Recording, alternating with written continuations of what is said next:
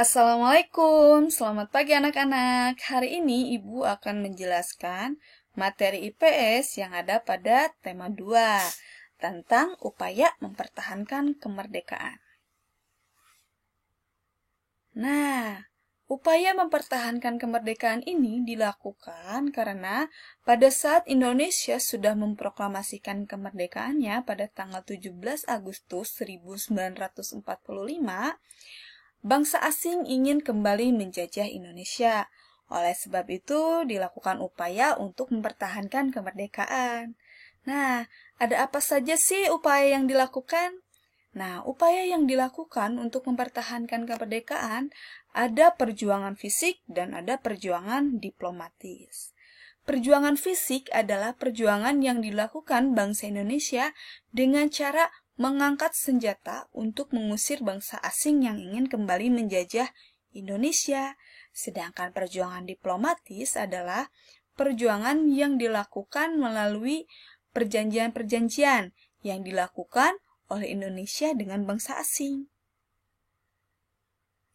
Lalu, perjuangan fisik apa saja sih yang dilakukan untuk mempertahankan kemerdekaan? Ada pertempuran 5 hari di Semarang, ada pertempuran Medan Area, ada pertempuran Bandung Lautan Api, ada pertempuran Ambarawa, dan ada pertempuran 10 November di Surabaya. Nah, pertempuran-pertempuran ini dilakukan oleh para pejuang dan para pahlawan pada saat itu. Kenapa dilakukan? Yaitu untuk mempertahankan kemerdekaan Indonesia. Nah, lalu yang pertama, pertempuran 5 hari di Semarang. Kapan sih terjadinya pertempuran 5 hari di Semarang? Pertempuran 5 hari di Semarang ini terjadi pada tanggal 15 sampai 19 Oktober 1945. Apa penyebab terjadinya pertempuran ini? Nah, sebelum menjelaskan penyebabnya, ini adalah Dr. Karyadi.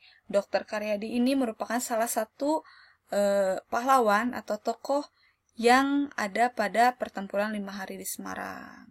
Jadi, pada Oktober 1945, pasukan Jepang yang masih di Semarang ingin membebaskan orang-orangnya yang masih ditahan. Jadi, pada saat itu masih ada orang Jepang yang ditahan di Semarang oleh Indonesia. Nah, saat Jepang ingin membebaskan tawanan tersebut, beredar isu Jepang telah meracuni sumber air minum di daerah Candi Semarang. Nah, oleh sebab itu, Dr. Karyadi memeriksa sumber air tersebut, tetapi gugur oleh tentara Jepang, sehingga memicu kemarahan rakyat. Nah, pertempuran ini dipimpin oleh Mayor Kido. Nah, sehingga karena perjuangannya Dr. Karyadi yang berani merelakan nyawanya, akhirnya nama Dr. Karyadi ini diabadikan menjadi nama rumah sakit di Semarang. Lalu yang kedua, pertempuran Medan Area. Pasti terjadinya di kota Medan. Nih, kapan sih terjadinya pertempuran Medan Area? Pertempuran Medan Area ini terjadi pada tanggal 1 Desember 1945. Penyebabnya apa, Bu?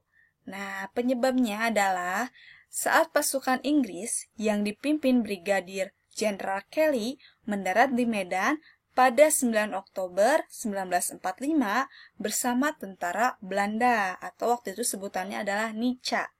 Nah, mereka datang ini adalah untuk membebaskan tentara Belanda yang ditawan oleh tentara Jepang.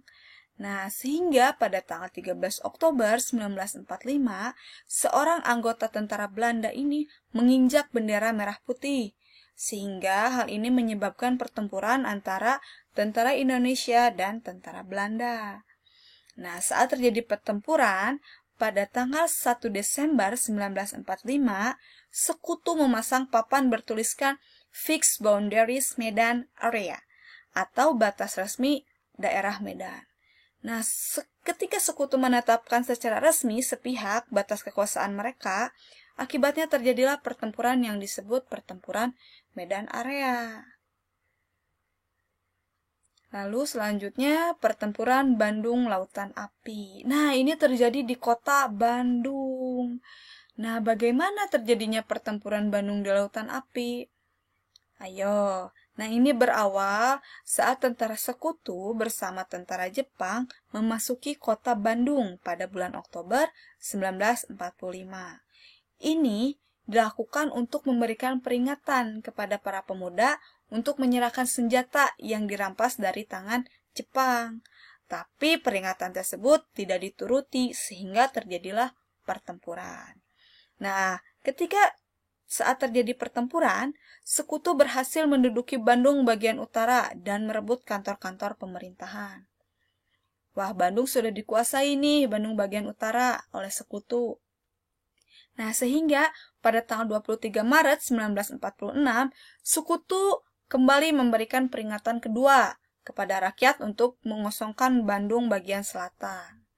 Nah, demi keselamatan rakyat dan kepentingan politik, nah pada saat itu para pejuang yang dipimpin oleh Kolonel A.H. Nasution mematuhi peringatan tersebut. Namun, sebelum menyerahkan Bandung bagian selatan, wilayah tersebut dibumi hanguskan oleh para pejuang. Nah, di sini ada tokoh Muhammad Toha yang berhasil meledakkan gendung senjata sekutu.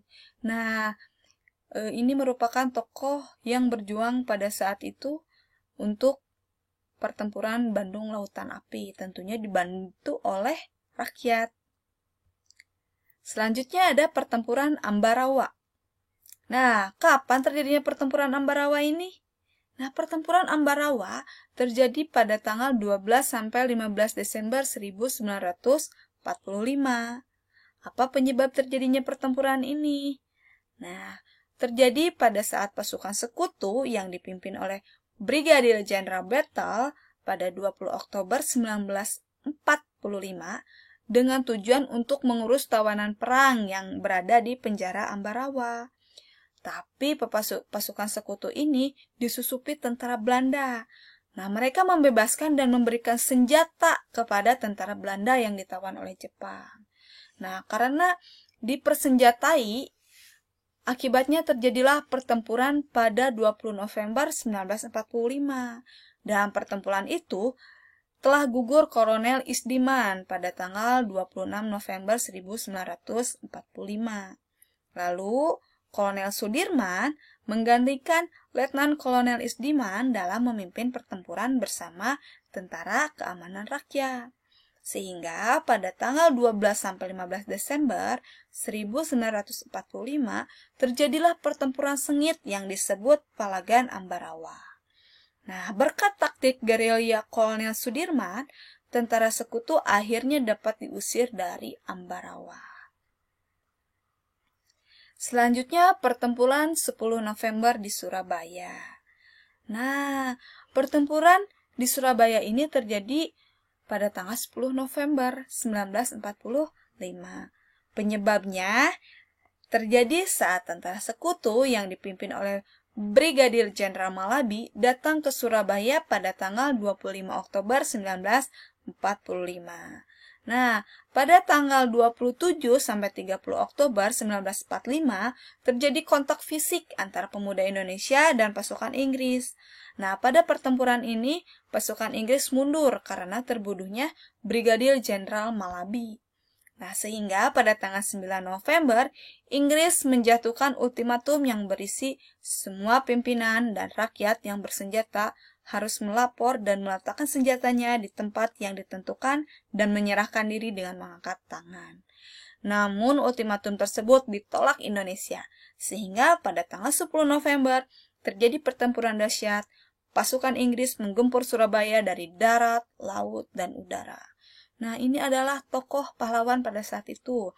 Bung Tomo mengobarkan semangat rakyat Surabaya melalui siaran radio. Bung Tomo memberitahu kepada rakyat kita harus tetap berjuang, jangan pernah menyerah. Nah, lalu selanjutnya ada perjuangan diplomatis dalam mempertahankan kemerdekaan.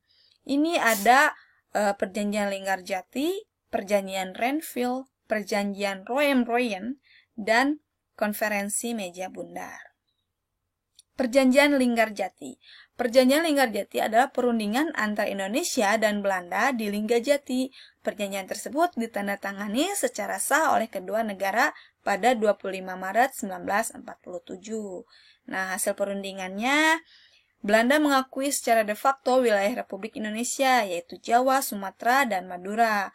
Lalu, Belanda harus meninggalkan wilayah Indonesia paling lambat 1 Januari 1949. Pihak Belanda dan Indonesia sepakat membentuk negara Republik Indonesia Serikat. Lalu dalam bentuk KRIS, Indonesia tergabung dalam Commonwealth atau persemakmuran. Perjanjian Linggarjati ini menimbulkan pro kontra di kalangan masyarakat Indonesia. Nah, perwakilan Indonesia ini dipimpin oleh Menteri Sultan Syahrir, sedangkan dari Belanda dipimpin oleh Schermerhorn. Lalu perjanjian Renville. Perjanjian ini dilakukan antara Indonesia dan Belanda.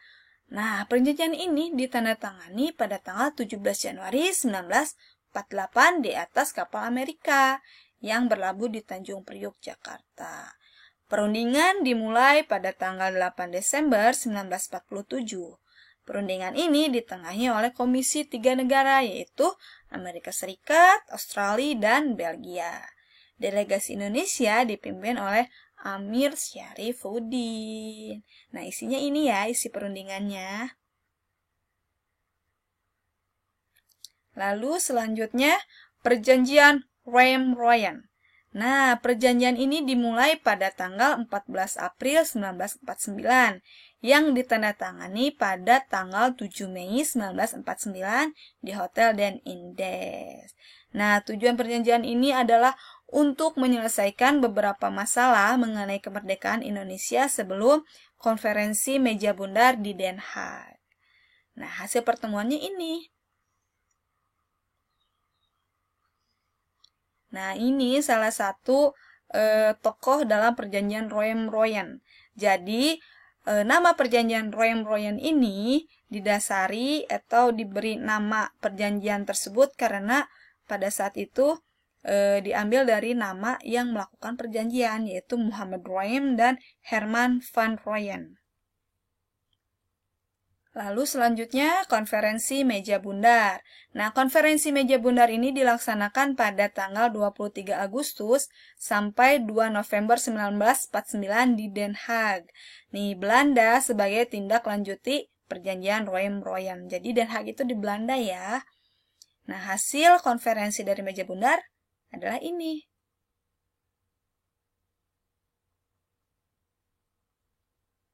Nah, bagaimana? Sudah mengerti? Jadi, kesimpulannya adalah banyak sekali perjuangan yang dilakukan oleh para pahlawan dan para pejuang untuk kemerdekaan Indonesia. Bahkan dengan mengorbankan nyawa, mereka rela mempertahankan kemerdekaan Indonesia. Jadi sekarang saatnya kita meneruskan perjuangan para pahlawan dengan rajin belajar dan bisa membanggakan Indonesia di mata dunia. Ya, siap? Nah, seperti kata Bapak Soekarno, bangsa yang besar adalah bangsa yang menghargai jasa para pahlawannya. Jadi, kita sebagai generasi penerus bangsa, yuk kita sama-sama menghargai jasa para pahlawan. Karena tanpa pahlawan kita tidak akan bisa hidup senyaman dan seenak seperti sekarang. Ya, tetap semangat anak-anak dan sehat selalu.